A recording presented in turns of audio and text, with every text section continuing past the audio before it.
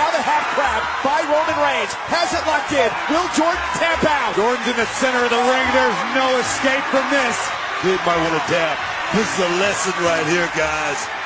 Roman Reigns, great strategy, targeting the bad knee. If you want to roll with the big boys, this is the kind of pain you got to deal with on a weekly basis, Jason Jordan. Jordan's trying to will himself to the bottom rope, but the big dog readjusts.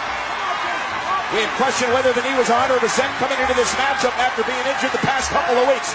Jordan appeared to be okay, but then he hurt it going over the top rope. And now Roman Reigns has the crab locked in. Jordan trying to drag himself to a rope to force a break. See the agony on the face of Jason Jordan. Oh, wow. Great counter by Jordan. Rolling Reigns up. May catch him here. Shoulders down. Reigns almost got caught. Wow. Superman punch.